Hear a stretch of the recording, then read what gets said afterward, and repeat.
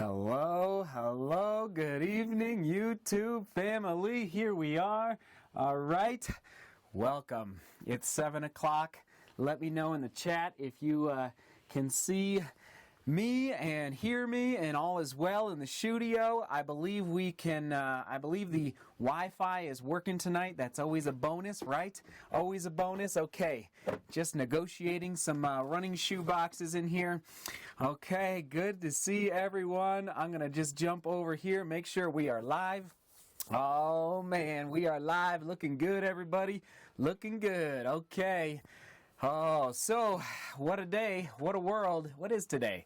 Wednesday, that's right. If you're new, we live stream every week at 7 p.m. on Wednesdays. And at some point, just so everybody knows, outside the United States, at some point we'll do different times.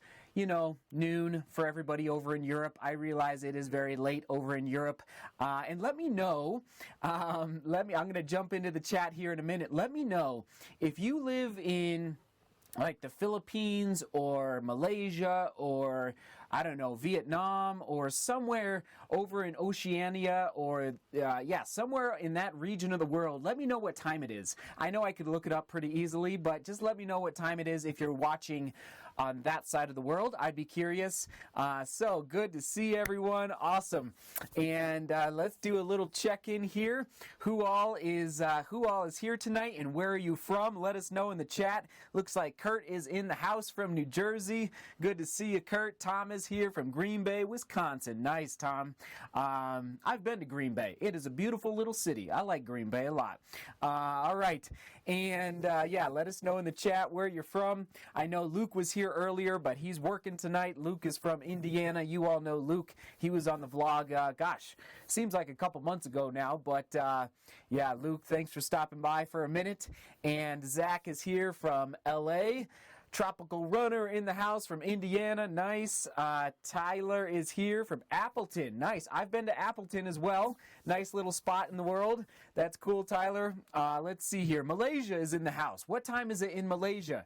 That is from D7B9. Let me know what time it is in Malaysia. I'd be curious. Ooh, we got a lot of people here already. That's awesome. Ohio in the house. Nice, Nick. Peter is here from Tulsa, Oklahoma. Nice. Chris from Halifax, Nova Scotia. Oh my goodness. Is it chilly up there or what? Oh my. That's amazing. Like, I've been to Nova Scotia and it's cold up there. It is cold. West Virginia's here. Alex. Awesome. Good to see everyone. And yes, let us know, how was your run today? Crazy enough, I did not run today. I'm pretty proud of myself. I held myself back. I'll talk more about that in a second, why I did not run. But yeah, let us know in the chat, what did you do for your workout today? How far did you go? Maybe you did a track workout. Maybe it was a middle distance run. Maybe it's just an easy day, nice bopping along day, if you know what I mean. So, all right, let us know that. Okay, so it's 9 a.m. in Malaysia. Good to know. Thank you for letting me know.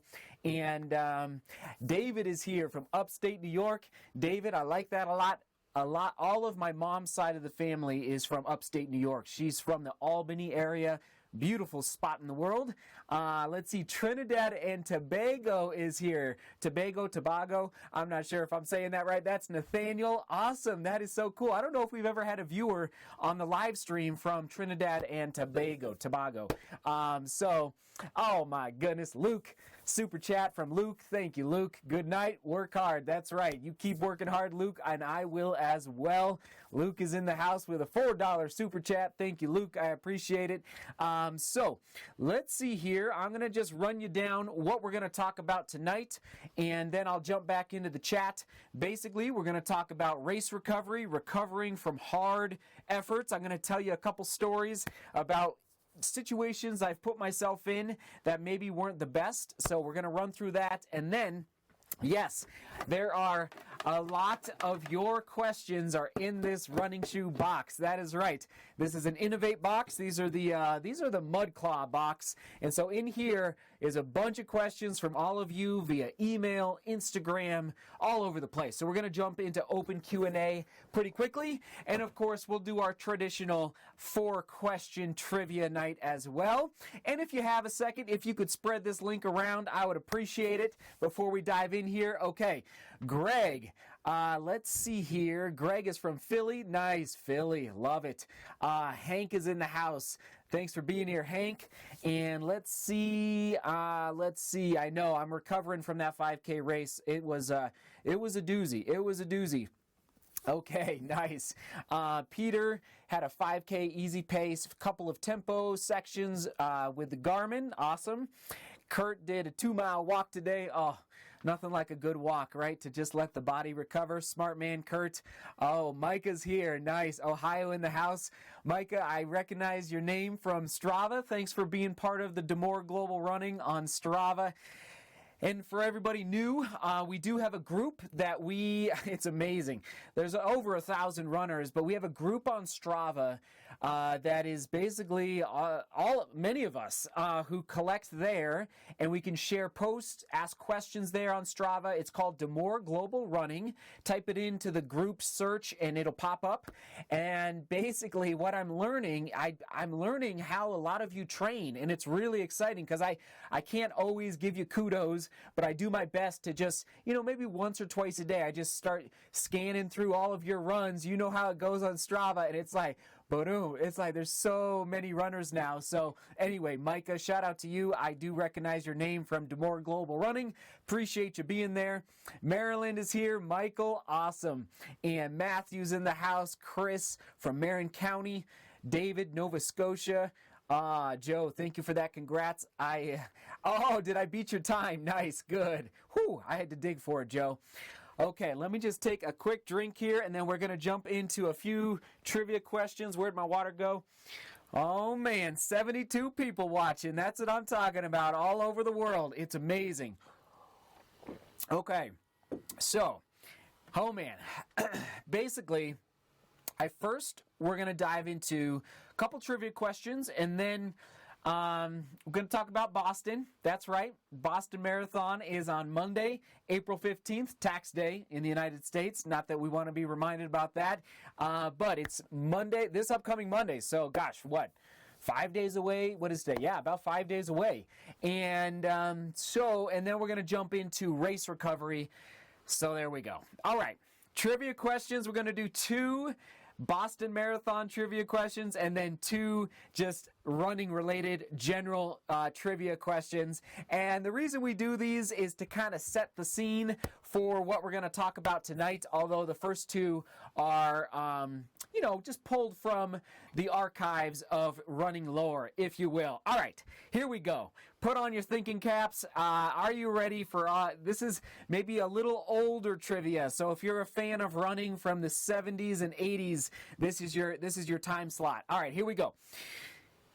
In 1978, let me just think here. Okay, in 1978, which Kenyan runner broke 4 world records in 81 days, but never competed in the Olympics because Kenya boycotted the 1976 and the 1980 Olympics?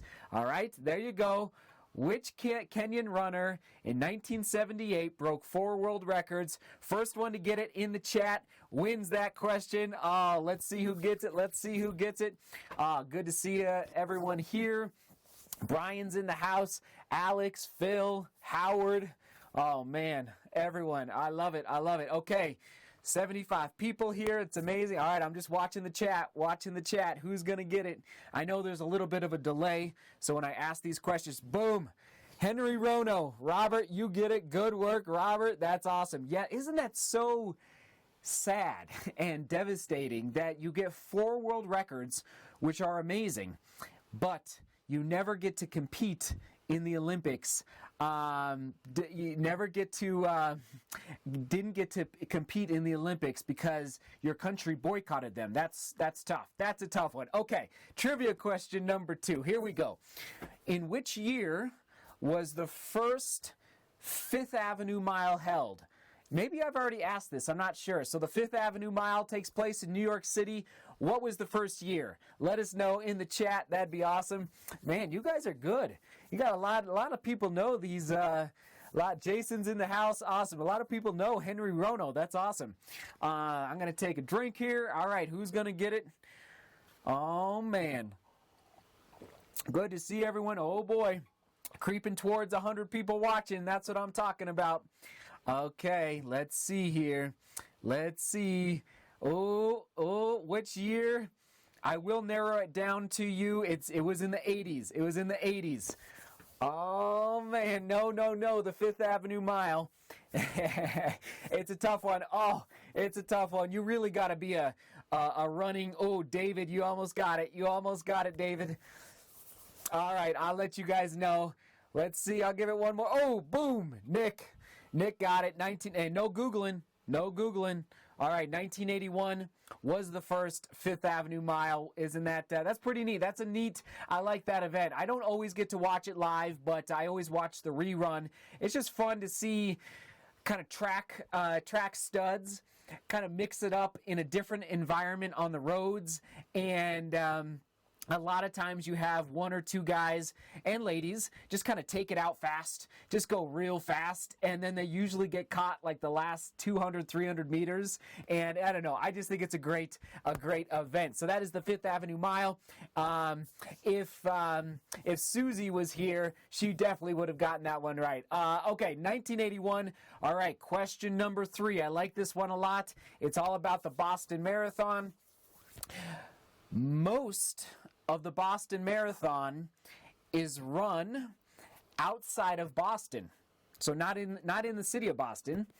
At what mile do runners actually cross into Boston? So if you're a Boston Marathon junkie, you might get this right, or maybe you've run Boston before. Let us know in the chat if you have.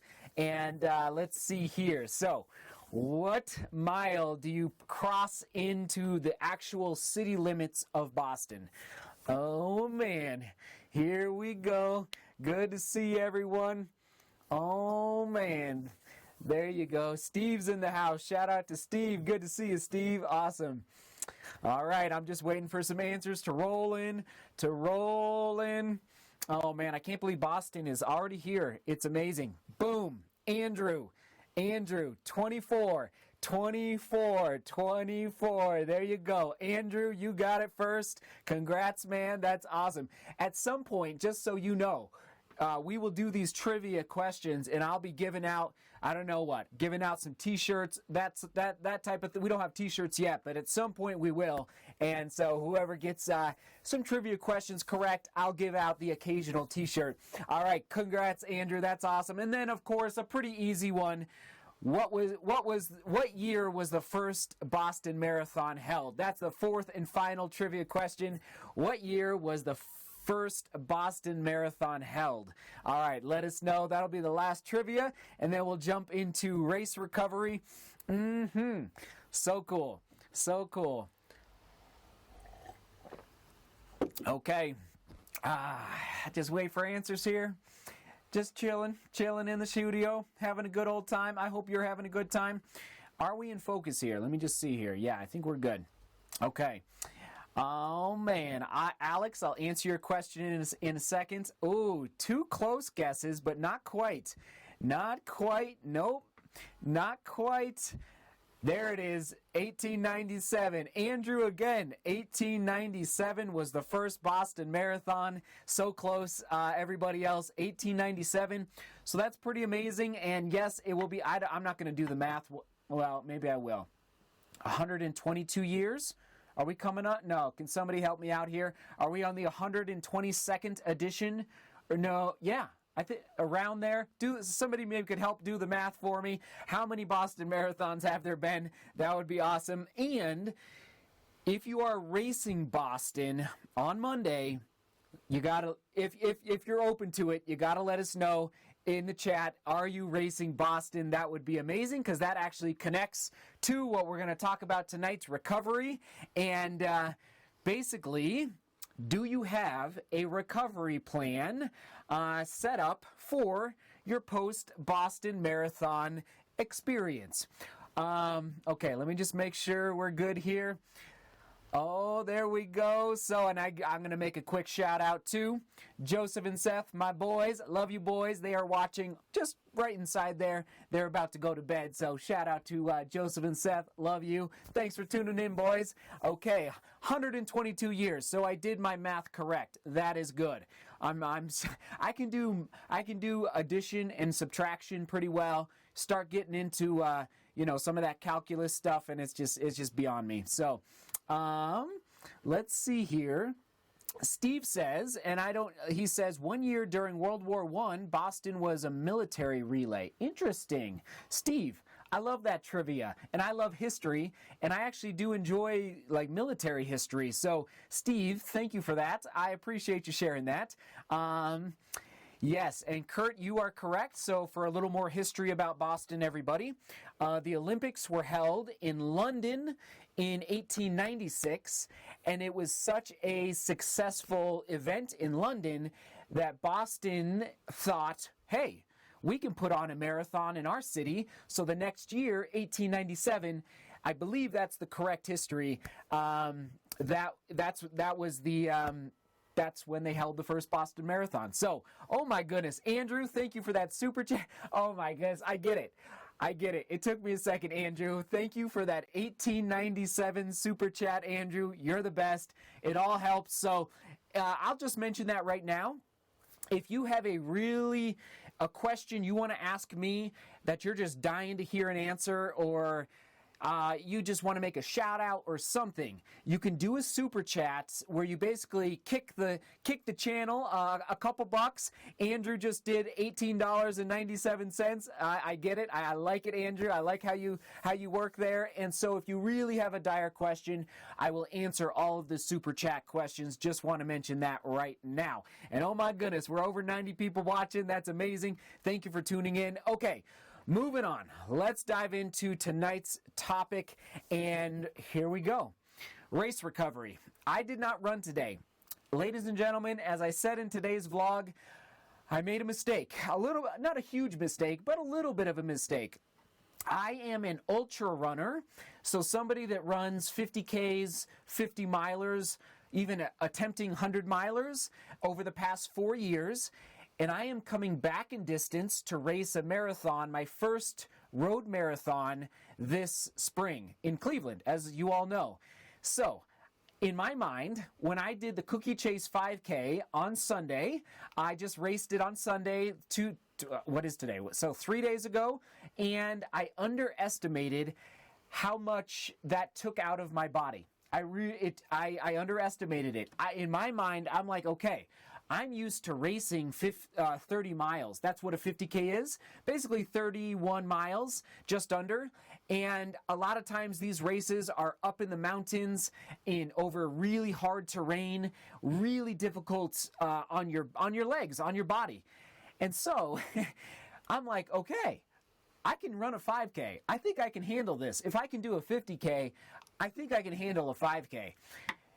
Oh, guys, I woke up Monday, felt decent, and then woke up Tuesday. I didn't feel horrible, but in my schedule, I had a threshold run planned, a 9-mile threshold run, getting ready for the marathon, and no. I was not ready. I was not really, so you probably have heard of DOMS, D-O-M-S, delayed onset muscle soreness. That's what the acronym stands for? DOMS, delayed onset muscle soreness. I'm not that sore, but just so you know, it usually takes 48 hours for muscle soreness to set into your legs after a hard race, a hard workout. It's usually not the next day. It's usually 2 days later. So I underestimated, and I don't have the shoes out here right now, but I underestimated the Reebok Float Ride Run Fast Pros, those 3-ounce shoes that I have. and racing hard on pavement. Like, you saw the race footage. I was digging. I was working hard. Even though I wasn't really racing it, I was racing the bike, but I was digging. Like, I wanted to put forth a hard effort, and I underestimated. Even though the distance was lower, the intensity was higher, a lot higher than a 50K. So in a 50K, you settle in, you conserve energy, you even do a little bit of walking sometimes on the steep uphill sections. It's just a totally different racing style. And so anyway, yesterday I had to call the workout. Today, I took the day off. My soleus is a little sore. I just have a few little, as they say in Europe, some niggles, some aches and pains from the race on Sunday, and I don't quite know what I'm going to do yet tomorrow.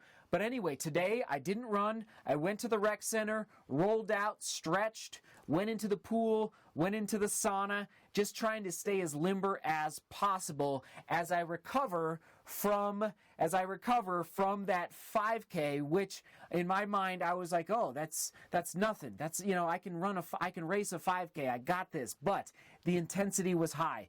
And one more question before I dive into the chat and start thinking of questions you might have around the topic of recovery, and I'll do my best to answer them. So, last summer, I was signed up to race the Speed Goat 50K against Sage Canaday and many other great ultra runners. You all know Sage. He has the big VO2 Max Productions YouTube channel. And he was out there in Utah. It was a race out in Utah. It was a 50K. Really, really difficult race. Hard terrain. Well, I got sucked into another 50K the week before at Copper Mountain here in Colorado. I ended up winning that 50K at Copper Mountain, but it completely trashed my legs for Utah to the point where I went from my third place in the Speed Goat 50K and I dropped all the way back. I think I finished like 18th or 19th. Like, it was really ugly. It got really ugly because why? I didn't recover. I wasn't patient. I wanted to race. Sorry, I just thought a light went out. We're good. I wanted to race so bad, and I wanted to win a race, and I thought I could win the Copper Mountain 50K, but it ended up setting me up for a not-so-good situation in Utah. So, as I mentioned in today's vlog, I'll just run over it one more time. Rolling out on a foam roller, stretching, massaging with some sort of like icy hot or blue emu, something like that on your legs. Nutrition, hydrate, and then repeat. And I just do that over and over and over again until my legs are feeling better. So roll out, stretch, massage, nutrition, hydrate. And I would just add one more I thought of today, actually.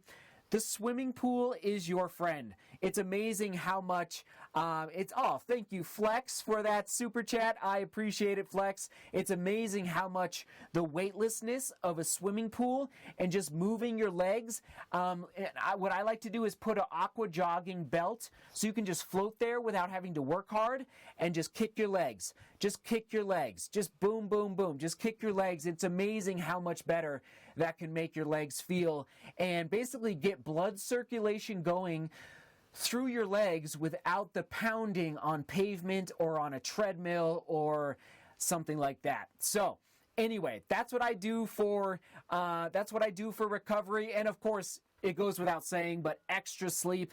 If you can shoot for 9 hours or 10 hours even, like, I know that's a lot of sleep, but if you can shoot for that, that will help as well. Okay, I'm going to jump into the chat. Thank you again to Flex for that super chat. I appreciate it, sir. Oh, that's amazing.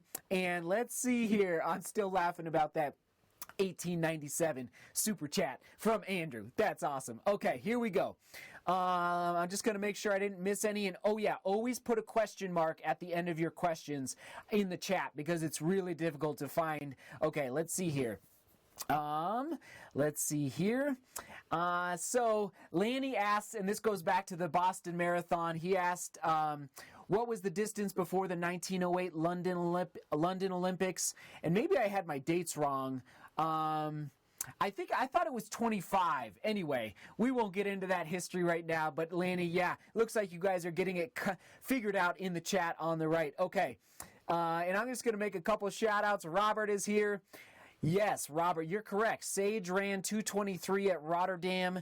Sounds like it was a hot day, and it's like, oh, it's tough. It's tough. It's tough to run fast.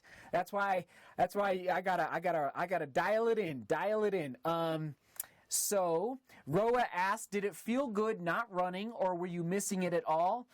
I desperately missed it today, but I know that tomorrow morning I'm gonna feel amazing. And by the way, right now I'm wearing my compression sleeves on my calves, and I really think these compression sleeves are helping. And just so you know, they're available down below from Amazon if you really want a pair right now.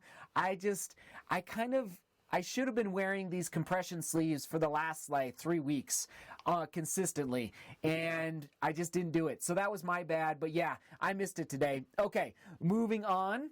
Michael asked, am I doing Speedgoat this year? Michael, I am not. Michael, I don't know if I ever will. I think I just set myself up for such a difficult race. Michael, it was really hard. Really, really. The terrain blew me away. First of all, you go off trail a couple times. I didn't quite expect that, where you're just running through the forest. And but it was really, really hard on the body. So Michael, if I do it, it's probably going to be, honestly, in my 40s. Not even kidding. It's going to be a ways down the road. So good question. Alex asked, when are the shirts coming, Seth? Alex, so everybody, thank you for your patience. Basically, the guy I'm working with in North Carolina for the t-shirts, we're now working on long sleeve shirts and a hoodie option. So the t-shirts are ready, but we don't want to roll out the entire online store without everything being ready. So Alex, thanks for checking in on that. I appreciate it. They're going to be ready. They're going to be ready soon. I hope. Oh gosh, I know I've been saying that a while. Let's see here.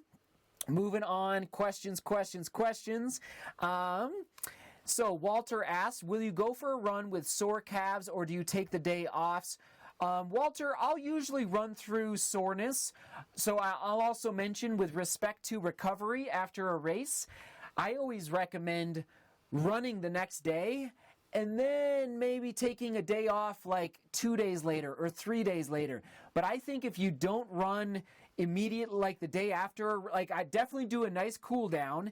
And then even if you race in the morning, so if you're racing Boston, let's just say if you're racing the Boston Marathon, let's say you're done racing at 10 a.m. Oh no, the race starts at, let's say you're done racing at noon.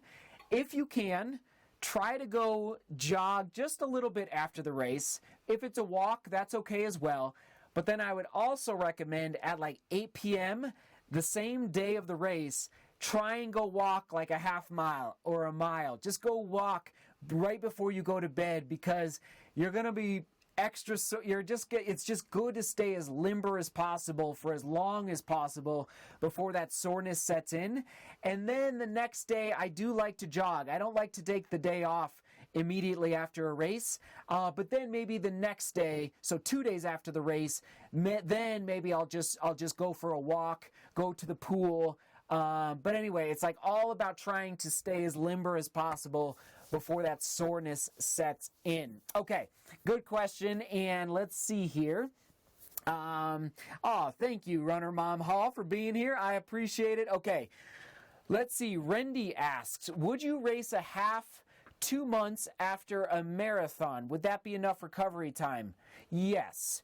Rendy, yes. I think you're good. You're good. I think you could even do a half. I would say 6 weeks would probably be the closest. So I think 2 months is good. I think you're good. And again, I don't know your full training schedule, but I would feel totally comfortable with a half 2 months after a marathon. Yeah, cool. Yeah, good question. Okay, Kaylee asks, how do you decide whether or not running at all or a slow recovery jog is best recovering from a race. Yeah, so I think I kind of actually just covered that. So basically, I think it's best to stay moving. Stay moving. I think the pool is your friend. I think walking is your friend. But again, I do like to keep walking. I do like to run. It's more of a jog, but run the day after a big race. You're going to be tired, but again, you will loosen up. It's amazing. You will loosen up. I promise. Like, just wait like 3/4 of a mile, 1.5 miles, maybe 2. If you're not loosened up a little bit after 2 miles, then I just would be shocked. Like, it's amazing. I always loosen up right in that 1 to 2 mile range after a hard race. So, yeah, good question, Kaylee. I appreciate it. Okay, let's see here. I'm just trying to make sure I didn't miss anything. Okay, jumping down here. Okay, so Oliver asks, what is the brand of your calf sleeves? Good question. So it's Zensah. Zensah. I'll try and type that in here. Zensah. So there it is in the chat. That is the calf sleeve. I believe, oh my goodness. Thank you, Tyler, for that super chat. That's awesome. Tyler asks, recovery plan after the marathon. Also, are you going to use any energy gels during the race? Also, so excited for Boston. Yes, sir, Tyler. Yes, sir. We're excited here. Okay, thank you for that super chat, Tyler. Let's see. Tyler, I am going to, I'll run the next day. Oh, but Tyler, guess what? I have to catch an airplane the next day. So that's always not the best, but I got to get back. True Love is coming with me out to Cleveland, so we got to get back to the family, but that's always rough. You don't really want to fly the next day, but sometimes you just got to do what you got to do. So I'll run the next day, Tyler, and then I'll probably go to the pool the day after that. So the second day after Cleveland, and then Tyler, I'm probably going to take, I'll probably take 7 to 10 days off. Yeah, I'll take 7 to 10 days off completely. No running, no weightlifting, I might go to the pool a little bit. I'll probably go to the rec center and just like foam roll, stretch, but nothing aerobically. No, nothing pounding, nothing like, so Tyler, basically what I like to do, in case you don't know, and I've talked about this in some old vlogs, but after a peak race, and Cleveland is a peak race, I always take basically 7 to 10 days off. Sometimes I'll take as much as 2 weeks off of nothing, just to hit the reset button completely, because like I'm so tired after a hard training block, and this training block that I'm in right now has been pretty long. It basically started January 1st. So anyway, good question, Tyler. And then, yes, I will be taking energy gels. I know it's crazy. So I'm dabbling with Hammer. I'm dabbling with, I know it's crazy, but I'm actually dabbling with some power gels, Powerade gels. I know it's a little weird, but they actually go into my stomach. They're hitting my stomach really nicely. So anyway, good question there. And then I'll probably be using either UCAN or Morton for my drink that I do during the marathon. So good questions from Tyler. Okay, wow. There's a lot of questions coming in. And again, if you really want a question answered, you can always hit a super chat. Okay, let's see here. Okay, Hein asks, tough question. How hard to run Boston if you're doing Comrades 7 weeks later?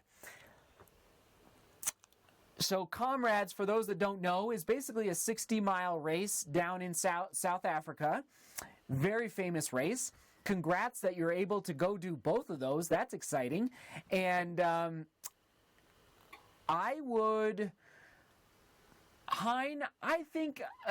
you have to ask which one is your peak race, okay? I would race Boston. I would give it a good effort. I think 7 weeks, I think you can do it. It's a little close. I would prefer like 8 to 9 for just that window, but I think you can pull it off. I mean, I would personally, for me, I know I'd be racing Boston all out as hard as I could, and then I would probably take at least 7 to 10 days off of just like really hit the reset button, let the body completely recover. Maybe it takes a little longer than that. I'd be shocked if it took any less. So yeah, good question, Hein. That's exciting. Bottom line, you're in a good position for both of those. Like that's just those are two fun races. Let's see here. Put a roller in your carry-on. That's right. Put a roller in your carry-on. That's right. A foam roller in your carry-on. Brilliant idea. If you can buy a foam roller, those little ones, they make them smaller. Put that in your carry-on under the airplane, or even one of those sticks as well for massaging. Either one of those, brilliant idea. Okay, let's see here. Chi asked, I have been running consistently for half a year now. Best effort is 9 to 10 minute mile. Is 10 minute mile considered okay or embarrassing? Oh no, come on now. Not embarrassing at all. 9 minute miles they are good. I mean, Chi, I don't know. You said I've been running consistently for half a year now. Chi, you're just getting started. Half a year. I've been running for, I think I'm going on 21 years. So you are good, man. You are totally good. I would say check back in 18 months. And I know that's a long ways away, but so at the 2-year mark, I bet your times start to come down. And I don't know, your training, maybe you're not doing any. I would recommend like a long run maybe like twice a month, maybe 3 times a month. I would say twice a month right at this point. But your times will come down. Half a year is, and for all the veteran runner, like a half a year is like a snap of the fingers in the lifespan of a runner. So good question, Chi. Keep your head up. You're gonna be just fine. You're gonna be just fine. Okay, let me jump actually over to my notes real quick. So in case you didn't notice, we did jump into open Q&A, but I want to mention a couple scheduling topics real quick. Okay, here we go. Are you ready? Get your calendars out. I want to mention the live streaming that's going to be coming up in the next 3 to 4 weeks. So, Monday, April 15th, the Boston Marathon, 7 a.m. Mountain Time. Now, I know people work. I know, but it is tax day, so I don't know if some people will take the day off and get their taxes done. If you're doing your taxes and you want to come talk about the Boston Marathon, I'm going to be live streaming 7 a.m. Mountain Time here in the studio, watching live the Boston Marathon. And on that note, does anybody know if NBC Sports Gold, the track and field pass, it's kind of expensive, but do you know if that is the best option for live streaming the Boston Marathon? Because I don't have a TV at my house, so I need to live stream it on my computer. So let me know in the chat if you could. That's how I plan to live stream it. So anyway, it looks like I'm going to have to pay, but I'm willing to do that for all of you. Okay, and then also, let me just mention one more here, or 2 more. Sorry, and then we'll do our normal live stream a week from tonight. Normal live stream, 7 p.m. But then also, my buddy, who I ran with at the University of Colorado, his name is Christian Thompson. He's a great runner. He's not sponsored, full-on sponsored athlete, but he has already qualified for the Olympic trials in the marathon. He's already got the OTQ. So yes, he's fast. He's legit. And he is running the Boston Marathon. So I'm going to interview him live here in the studio Monday, April 29th, 6 p.m. Mountain Time. So what are we going to do? We're going to talk about, of course, his race at the Boston Marathon. We're going to talk about his Olympic trials qualifier and many, many other things, including the University of Colorado, all of that good stuff. So those are some, and I'm just remembering now, We might even do a live stream party for the London Marathon. We will see. So anyway, that's a couple scheduling things. And now, let me just make sure I'm not missing any super chats here. Sometimes I miss a few, so I'm just going to make sure. No, we are good. Tyler was the last one. Again, Luke, Andrew, Flex, and Tyler. Nice. Thank you for those super chats. Okay, jumping in to the running shoe box. Again, thank you for sending in your questions. And these are just, I'm going to shake it up, shake it up. There we go. I'm going to jump in here. Boom. What do we got? So here we are. Okay. Oh yeah, my printer is running out of ink, so sorry, it's a little hard to read. Apologies if this sounds a little jumbled. Okay. Here we go. This is from Michael on Instagram.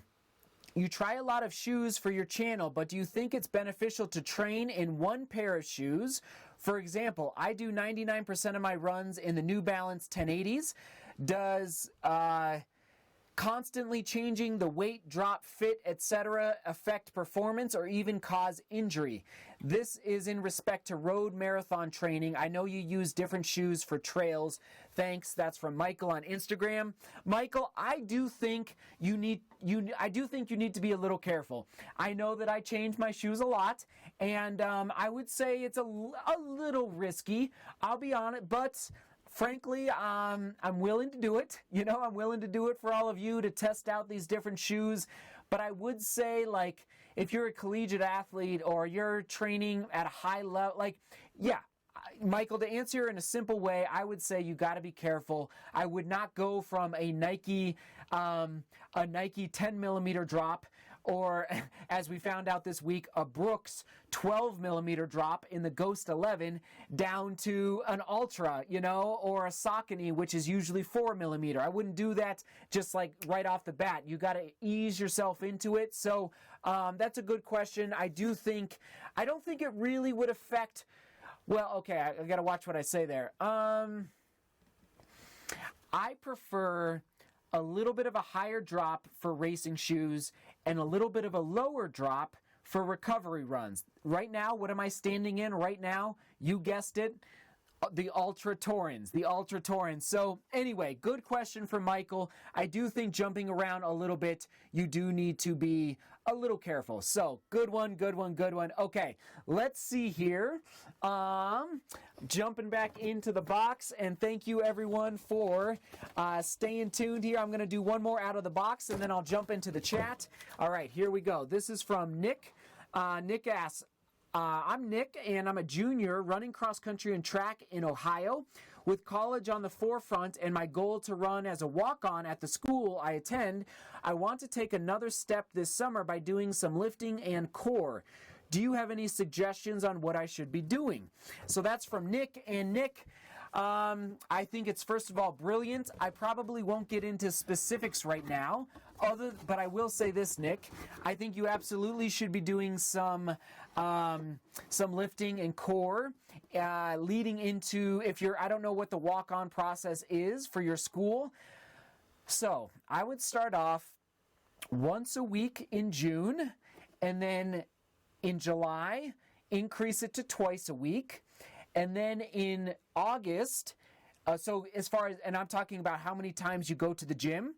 And then in August, I would add some plyometrics. So basically some explosive jumping exercises to basically make your legs as snappy and fast and explosive as possible, so that when you do try to walk on, your legs are ready to go fast. And I wouldn't do the plyometrics in June or July.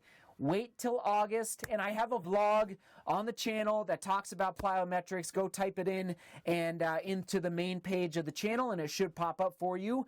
But good question. And then, yeah, I would do... Oh, man, I mean, gosh.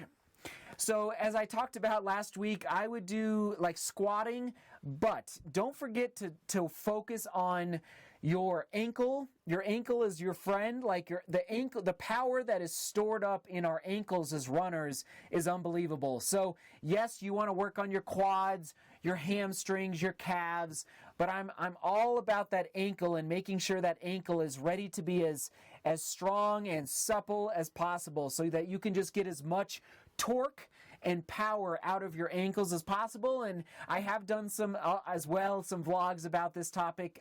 So just start searching around the channel and you might be able to get some more information that way. Okay, good to see everybody. I'm just going to make some shout outs. Jacob is here.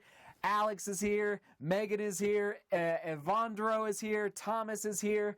Let's see, David. Okay, yeah, I said I was going to jump into the chat. Let me see if I can find a question here. Let's see. So, let's see. Review Writer asks, is there a heart rate zone that you would stick to in a race, or does it depend on the individual? I am running Eugene and have been trying to fight off a calf strain. Ran 6 miles today and it felt like hell. Oh, I'm sorry to hear that. That's exciting. You're running Eugene. That's a good race. So thank you for the question. Let's see. I mean, so I think you're running the marathon in Eugene is my guess. Maybe you're doing the half, but I always say, like, for longer races, that first 10% of the race, feel it out. So that I'm just going to say, like, that first 4 miles, even like 6 miles, just feel it out. Don't blow up. Don't shoot your heart rate up, because as soon as you hit a certain, I think it's basically 90% of your max heart rate, it starts to go up even faster and exponentially faster. So you don't want to go, so whatever your max heart rate is, you want to stay below that 90% level for sure. And especially in a longer race like a marathon, you just don't want your heart rate spiking early on. And this is the crazy thing with big city marathons. A lot of times there's loud music, there's huge crowds, there's people, like, it's so easy and tempting to go out too fast. And this is a little trick. Chase people down the second, like, if hold back the first half of the race just a little bit, just a teeny tiny bit. And then once you hit that halfway point, go chase people down. Like, use the people ahead of you as people to chase. That's what I did on the 5K. I was chasing the bike the entire time. I really was glad. I bet I would have run like 8 to 10 seconds slower if I would have not had that bike in front of me to chase down in the 5K on Sunday. So anyway, that's a little thought on marathon racing. Good question. I appreciate it. Okay, one more here. You are welcome, Nick. Let's see. Isaac asked, negative or positive split strategy for Boston. So I'm actually about to eat my words right now. So Isaac, and I just, this dovetails right with what I just said. Basically, Isaac, I want to run sub 219 in Cleveland. So I got to do the math here. So I need to run 109.30 twice. Isaac, I'm pretty confident that if I run the first half of Cleveland in 110 to 110.30, I will not, I repeat, I will not run sub 219. I have never successfully negative split in a race. Like, and maybe, like, basically, Isaac, my speed, I know, okay, I have endurance, I've got good endurance, but I know, I need to go out just a little faster. And so there's there's a lot of thoughts going through my head.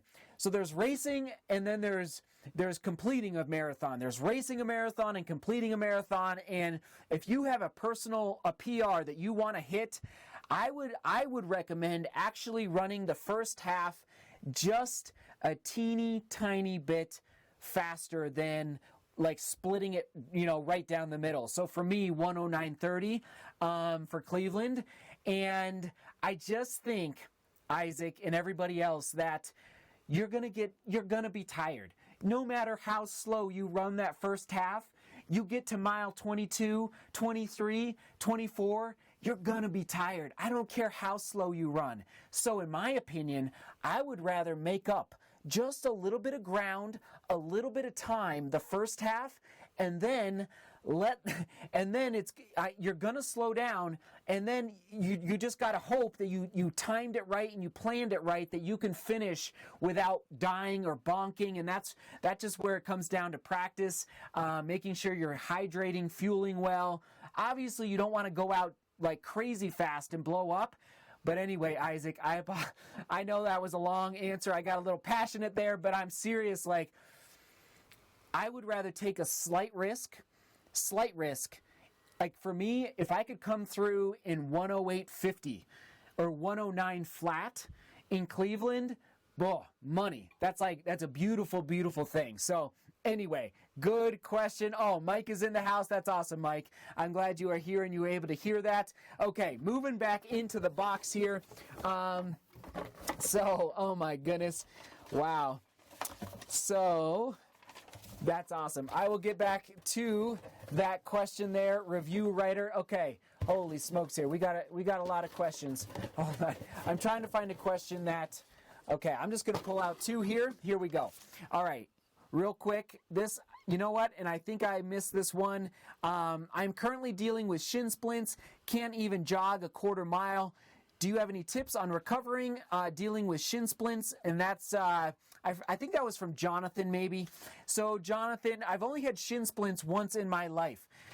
Basically, massage, ice, heat, ibuprofen, massage, ice, heat, ibuprofen, stretch, and some stretches where you're rolling your ankle kind of to the outside, so you're trying to stretch that outside muscle that's right on your shin bone, or right next to your shin.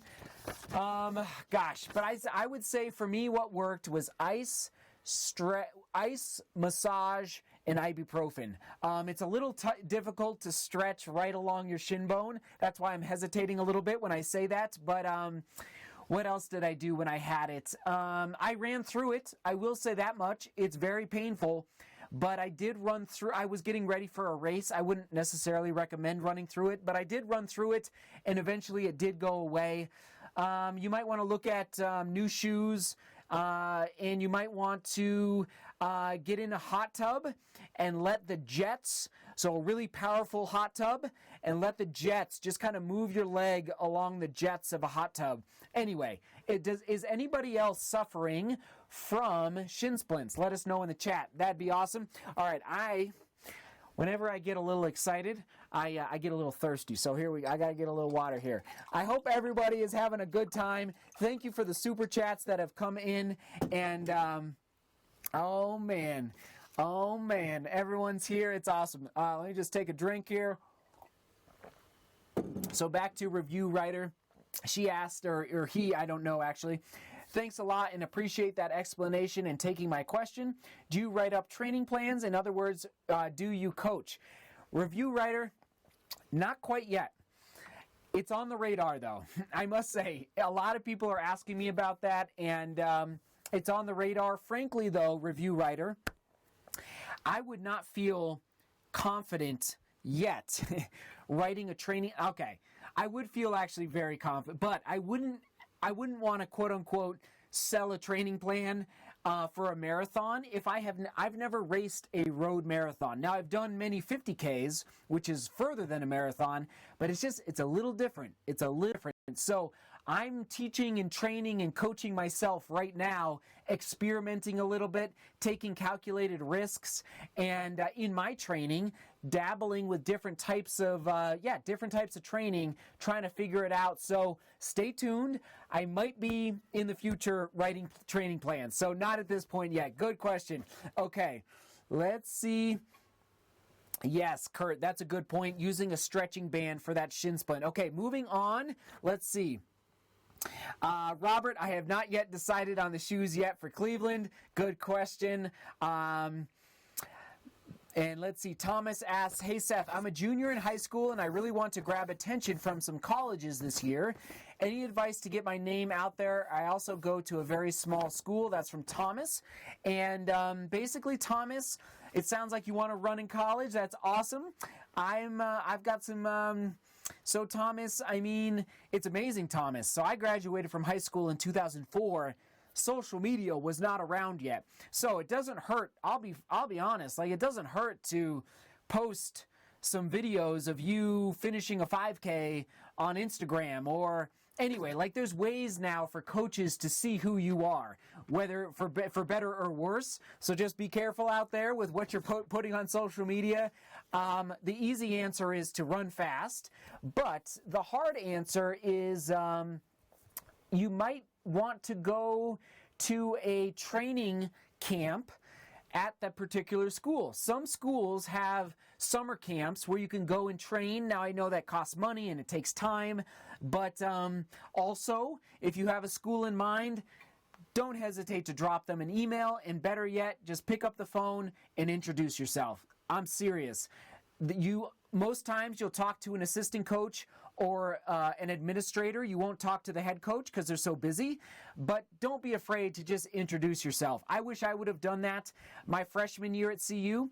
So what I did is I went to CU and I tried to walk on to the team. I did not do it. And then I trained alone for a year, and then I walked on my sophomore year at CU. But Coach Mark Wetmore told me if I would have just simply gone up to him and told him my story and introduced myself, that there would have been a much better likelihood that he would have maybe let me walk on in the spring and track. Anyway, just don't be afraid to introduce yourself, and you got to run fast, you know. You got to run fast. Oh, man. Yeah, I know that's not a good answer, but, you know, I would say calculated risks as well. Like, I wish I would have been more willing and able to push myself a little bit harder my junior into senior year. I just didn't quite have the coaching. I didn't quite have the coaching to push me. So anyway, good question. Okay, let's see here. Moving on. Oh man, and thanks for being here, everybody. Oh man, we have a lot of questions we have not gotten to yet. I'm going to save this one. I'm going to save that one. It's kind of long. I'm going to jump back into the box here. And again, if you have a question you're dying for me to answer, you can always, there's just so many questions. It's amazing. So, not a long one. I'm trying to find a short one, ladies and gentlemen. Okay, let's see here. Oh yeah, this is a good one. So, let's see. I just discovered your channel. You're excited about it. Do you offer a coaching service? I do not. I appreciate your thoughts about aerobic development. For marathon racers in the 3 hour to 3:15 range, do you still recommend to focus long runs in the 2 hour range? Or should they be closer to 3 hours? Lastly, if my goal is to break 20 minutes in the 5K, 40 in the 10K, etc., how should one train to hit all targets? Thanks so much, and congrats on the 5K win. That's awesome. I forget, maybe that one was from Jonathan. I don't remember. So I'm just going to take a real quick here. Definitely don't do a 3 hour long run. I know it's logically, you would think that makes sense. Like if I'm racing for 3 hours, maybe I should do a 3 hour long run. I wouldn't recommend that. I would say 2 hours to 2:15 is the sweet spot for a long run. And I would say you can kind of throw distance out the window to a certain, like seriously. And a lot of people ask me for this study. It was one study out of Germany, but there have been other follow-up studies. But something happens inside our aerobic systems after 2 hours of running. And I'm not a scientist, and I don't have the study. I'll have to print off this study, but it was a German scientist that did this, and basically, just because you might be running for 3 hours in a marathon does not mean your long run needs to be 3 hours. So that's my question. That's my answer to that. And then, yeah, I'm gonna save the rest there. That is a long question there. I'm gonna save that one for the next live stream. Come back for the answer to that one. Okay, one more from the box, and then we will jump in and thank you. Oh man. Oh, man, that's awesome. You guys are the best. Okay, Mike asks, hi, Seth. Just a quick question. When you do hill repeats, do you sprint up at max effort or go up at a different pace? That's from Mike. Mike, I would recommend 80% effort. I would recommend 80% effort. It depends on the distance of the hill. You know, are you doing a half mile? Are you doing a quarter mile? I don't often do hill sprints, actually. I'm more of that longer, sustained hill training. But I do think there can be some benefits to hill repeats. I really do. But I would recommend 80%. And again, it depends on where you are at in your training block. If you're getting closer to the peak race, if you're just getting started.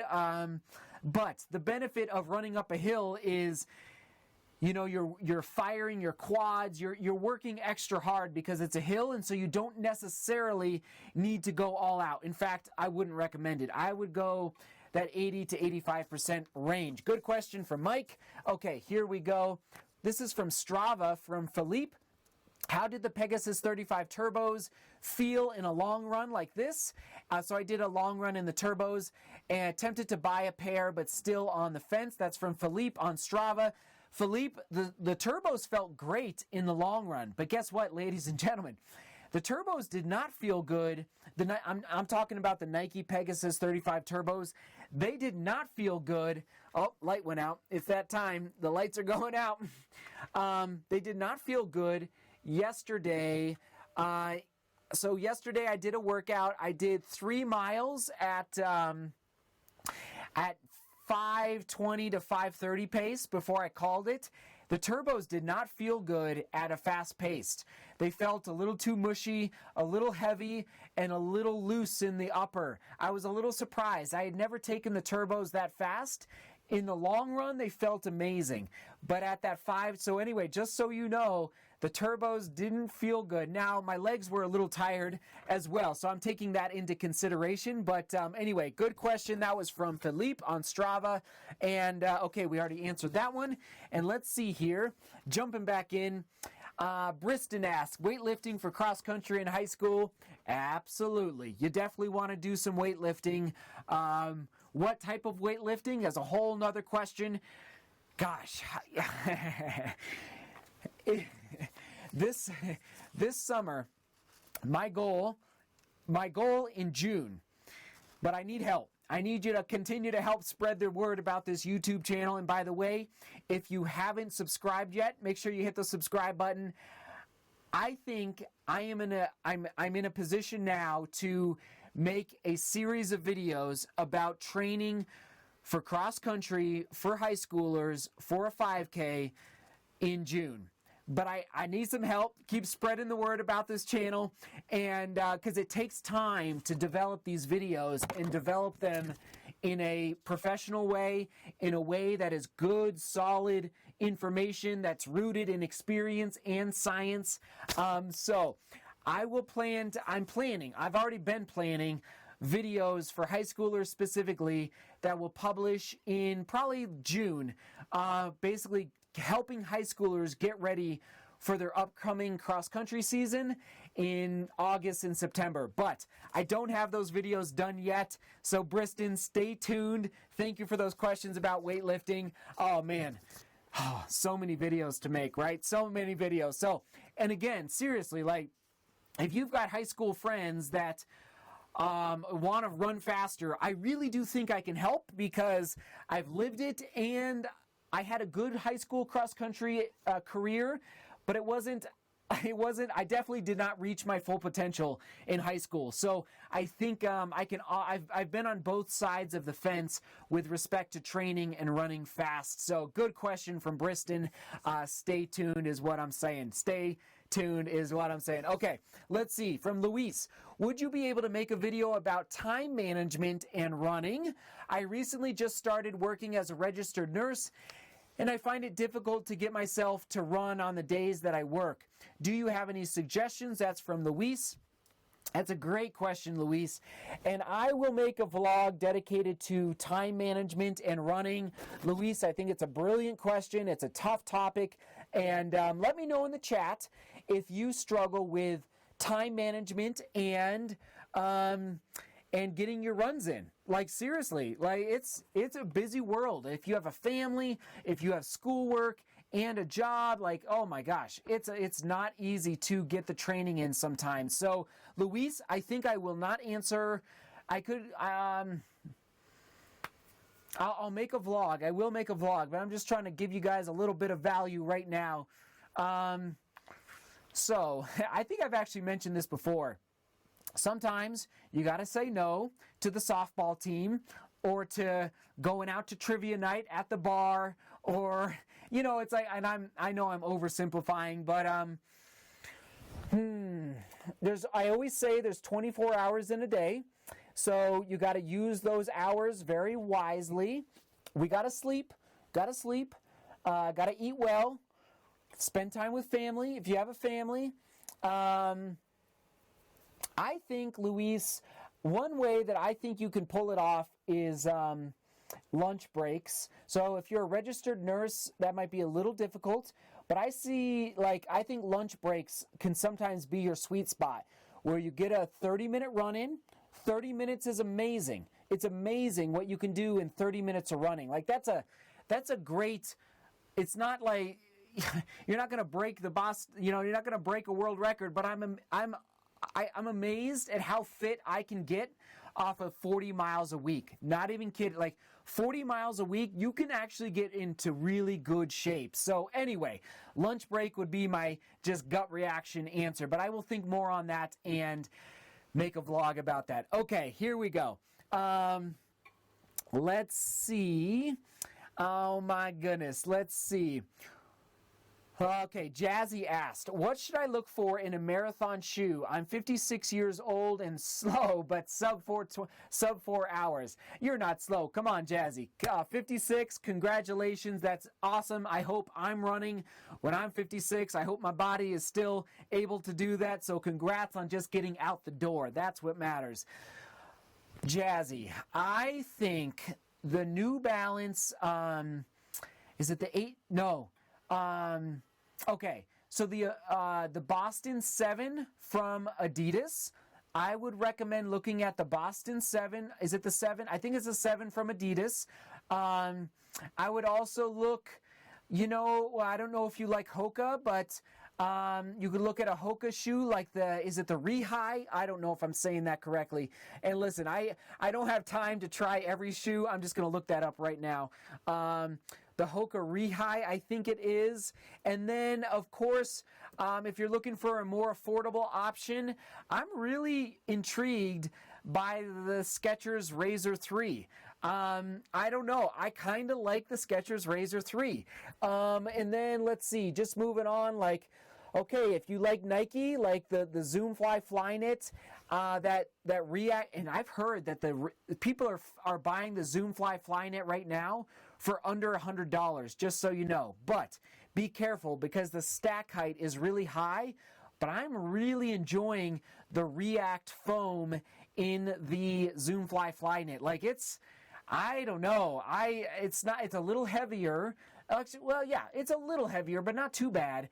But it's feeling really, really good these days. So anyway, good question. I hope that gives you a couple ideas. I would stay away from the Adios 4. I know I've been running in it. I like the Adios 4 from Adidas, but it's definitely snappy, fast. It's a fast shoe, and I think it would beat your legs up a little too much. So good questions. Okay, let's see. OS asked, do I have any opinions on dry needling? I don't really have any opinions because I've never done it. I've never done dry needling, but I've heard some pretty good success stories, just so you know. So a buddy of mine in Utah, he might be watching right now, but he's had some success with dry needling. So I'm not necessarily opposed to it, but I've just never done it. So good question. Okay, moving back in here. YouTube user asks, when can we expect a sub 15-minute 5K? I tell you what, I think at sea level, I think I would have broken 15. I know that's a 30-second drop on a track with competition. I'm telling you, this park that I ran in on Sunday, it was rolly, at elevation, nobody around me. I don't know. Good question. I don't know. It's fun to think about. I'd like to think that I could approach 15 minutes. Oh, man, good times. Okay, let's see. Yes, Sadiq says the Zoomfly Flyknit is $80 on Finish Line. That's amazing. That's amazing. Okay, moving on to another question here from the box. Let's see, and we're gonna go for 5 more minutes. Okay, here we go. Yes, Hank, I do have Mizunos in my arsenal. I do have Mizunos in the arsenal, and I haven't worn them in about a week, but I'm enjoying them. I'm still trying to figure them out, though. It's the Wave Knit 2, I think. I believe that's the name of it. Yeah. So, Hank, I do have the Mizunos in the arsenal. Okay, this is from Greg. Let's see here. Okay. This is actually very similar. This is Greg from Pennsylvania. He said, I used and have used in the past a free training schedule I found online. I found it useful and helpful and made some minor modifications to it. My fourth... So he basically is asking how to find a good online training schedule, and then he's asking, would I recommend free online training schedules? I probably would not, only because, those training, I think they could give you maybe a general idea, but again, the human body is so different for everybody. Like, some people are built to run in 800 meters, and some people are built to be ultra marathoners. And so how is a free online training plan going to know your needs? So you just got to be careful. Like, I'm not totally opposed to them. Okay. Just putting, like, if for a general outline of running, I guess if you're getting ready for like a big marathon, I would recommend probably investing in actually paying someone. If you have no clue and you qualify for New York or Boston or Berlin or anyway, any sort of big marathon or any marathon really, but I would probably recommend seeking out some outside help from a coach or from someone who has experience. So I'm not quite in that position yet, but stay tuned. We're figuring this out together, right? Okay, moving on here. Let's see. Okay, so let's see. Jordan asks, how do you tell the difference from listening to your body and just plain laziness? Oh, man. Well, laziness, Jordan, is bringing in the mental, right? Because if you're just being lazy, like you're actually making the conscious decision to say, I'm just going to sit on the couch and eat my Cheetos. Well, Jordan, I think you have to get out there and try a workout, try a long run, and basically your body's going to say, like, if you know the pace that you want to run in a long run or a workout, and you're putting, like, it was very, very obvious yesterday in my workout that I needed to stop. Like, I was working way too hard given the pace that I was running at. And I knew, I was like, gosh, what's going on here? And then I was like, oh yeah, I just raced a 5K 2 days ago. I need to chill out. Just chill out, Seth. Just chill out. So anyway, yeah, I hope that helps a little bit, but you got to know your pace that you're shooting for and then just go out and test the body. And I know laziness, it's hard for me to relate to that because I definitely, I got to rein myself in. Laziness is not on my radar. I need to be lazier, Jordan, just so you know. Maybe somebody out there could give me some pointers on how I can just tone it down a little bit. Tone it down. Okay. Oh, man. Okay. Isaac says just Gatorade for a marathon. Isaac, probably not if you can avoid. Okay. Gatorade is good, like it's okay, but obviously it's got quite a bit of sugar, same with Powerade, but I realize like sometimes that's all they offer at the aid station, so I get it. Listen, it's obviously, I would recommend Gatorade diluted, actually. So if you can get to an aid station, like sometimes they mix the Gatorade so thick at aid stations. You drink it, and it's like you're drinking syrup, and then it hits your stomach, and it's like, ugh. So I would recommend Gatorade, pour some water into it, and then drink it. Anyway, that's just a little tip. Good question. Okay, let's see here. Yes, okay, so just reading through the comments there. Okay, we're going to do one more from the box and maybe one more from the chat. So if you have one more question, here we go. And we definitely did not get through all the questions. So if you emailed me a question and I did not get to it, I'm not going to apologize. We're just going to keep doing this, okay? So I'll keep them in the box for next week's live stream. Okay, this is from Justin. Hey, Seth, I know you probably will eventually, but I was just wondering if you were going to make a video on summer gear. I've been shopping for sunglasses in particular, but there are so many to choose from. Justin, that's amazing. So if many of you probably know, I just made a vlog about sunglasses, and I found some $14 polarized sunglasses from Walmart. They're made by Foster Grant, and I'm loving them. It's the blue ones you see in the vlogs. I love them. And I know Gooder sunglasses are $25, so those are pretty cheap as well. I like my Smith sunglasses, my big ones that I used to wear, but they're way too expensive, and maybe I'll buy some new ones down the road, but they're just like way too expensive. So right now, Foster Grant, $14, Walmart, you can't beat it. And yes, I will make a vlog soon about summer gear, But thankfully, as runners, we don't need much for summer running, right? It's like in the winter, we need all that outerwear. In the summer, it's like you need to think a little more about hydration vests and hydration water bottles, but really it's like that's where we can simplify, in my humble opinion. Okay, let's see here. One more question from the chat here. Oh my goodness, I'm just trying to find one. Let's see. So, oh my goodness, there's so many. Oh gosh, let's see. Nida Ihoman, I'm sorry, I'm not saying that correctly, but he asked, hey Seth, have you tried to Normatec recovery system before? If yes, would you recommend it? I have not tried that, and I will have to research that. Thank you for bringing that to my attention. That's from Ihoman. Thank you for that. I appreciate it. Okay, and since I didn't know an answer, I will take one more. Okay, so this is from Insanity NBA. Hey Seth, how long would you think someone's long run should work up to in training for a half marathon? I always say for a half marathon, I always say at least a 10 miler. You want to get, if you can get 2 10-milers under your belt, I think you'll be good to go.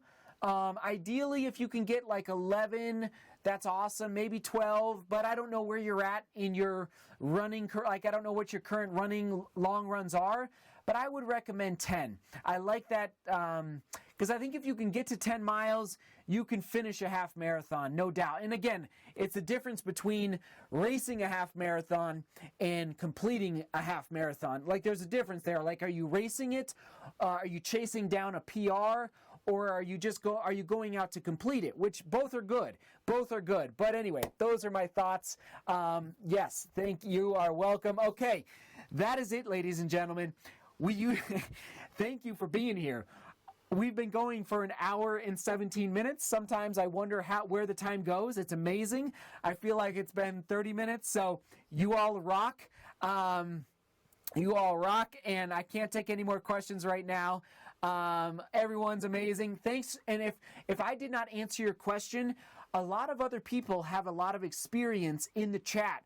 So you guys can chat with each other in the chat box as I'm talking, and if I didn't answer your question. So, and of course, if you want to email me your questions, my email is down below, and I will then I'll put the questions in the box, and of course, just do my best to get to as many as possible. We did pretty good tonight. We got through quite a few. We didn't get through all of them, but we did pretty well. So you all rock. Thank you for being here. What a night. And we're just going to keep trucking. And oh man, some some shoes arrived. You'll see these in tomorrow's vlog. All right, I'm going to leave you with that. Seek beauty, work hard, and love each other. Oh, you guys are the best.